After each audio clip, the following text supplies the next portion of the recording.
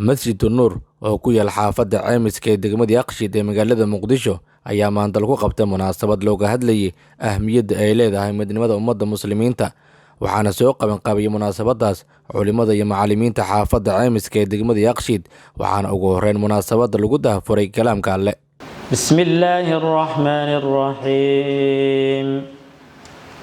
يا أيها الذين آمنوا اتقوا الله حق تقاته ولا تموتن إلا وأنتم مسلمون.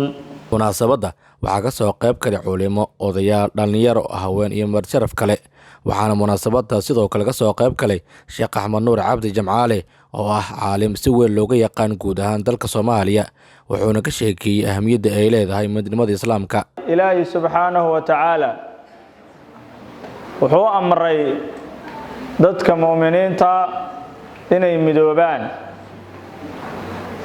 yaa ayuha alladina aamanuu taqullaha xaqa tuqaatihi walaa tamuutunna ilaa wa antum muslimuun.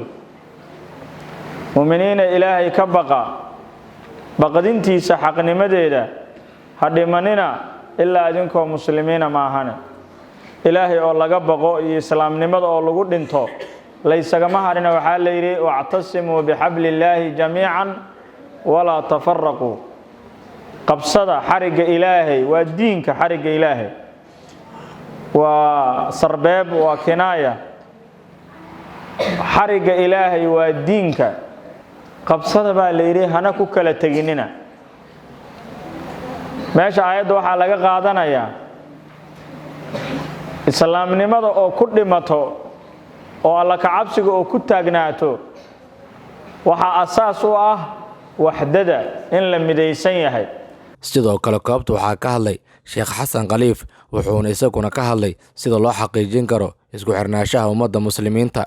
walaalayaal ilaahay subxaanahu wa ta'ala quraankiisa wuxuu noogu sheegay shara'a lakum min ad-diin ma wasa bihi nuuhan walladhi awhayna ilayk.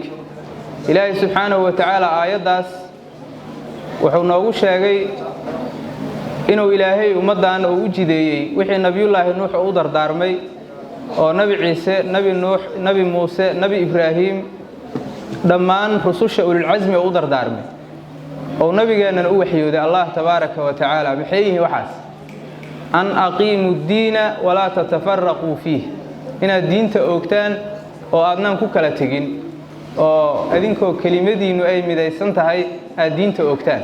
sidoo kale koobta waxaa ka hadlay qaar ka mid ah odayaashii iyo culimadii ka soo qayb galay munaasabada waxayna aad uga mahad celiyeen dhammaan culimadii iyo macallimiintii soo qaban qaabiyay munaasabada. dhalinyarada culimada dhammaan odayaasha xafladan ka soo qayb galay aad iyo aan ugu hambalyeynaa ma sha Allah ilaahay xafido insha Allah billahi tawfiiq. waxaan aad iyo aad ugu faraxsanahay in aan maanta ka soo qayb galo محاضرة أمام موضوع كصابصن أهمية الوحدة بين المسلمين.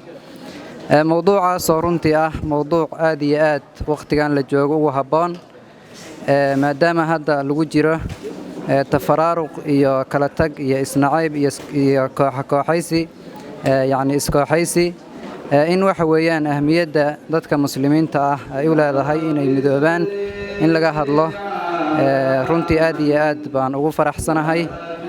waxaa inoo soo jeedinayay mowduuca Sheekh Axmed Nuur Cabdi Jamcaale oo ka mid ah culimada magaalada Muqdisho marka ma sha Allah. ugu dambeyn macallin Xasan Ismaaciil oo ah gudoomiyaha culimada iyo macallimiinta xaafadda Caymiska ee degmada Yaaqshiid ee magaalada Muqdisho ayaa soo xiray munaasabada wuxuuna u mahad celiyay dhammaan culimadii iyo marjarafkii kale ee ka soo qayb galay munaasabada.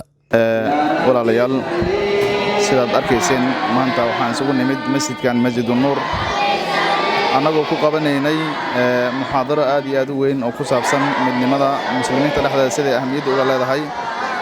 waxaa inoo yimid mashaayikh waaweyn oo uu ka mid yahay Sayyid Sheekh Axmed Nuur Cabdi Jamcaale iyo mashaayikh kale waaweyn oo kale dhammaan bulshada ka soo qayb gashay haday ahaayeen culimada waalidiinta odayaasha xaafadda maamooyinka ardayda guud ahaan waan u mahad celinayaa. waxaan leenahay mahad idinka gaarto sidaad u soo ajiibteen muhaadaradan kuwaana qaata ama yani ka faa'iideysta Allah naga dhigo.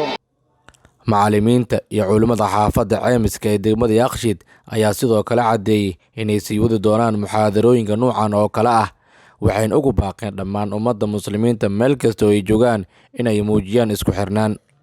Saadaam Cabdulle Siyaad, TV-ga Somali Channel, magaalada Muqdisho.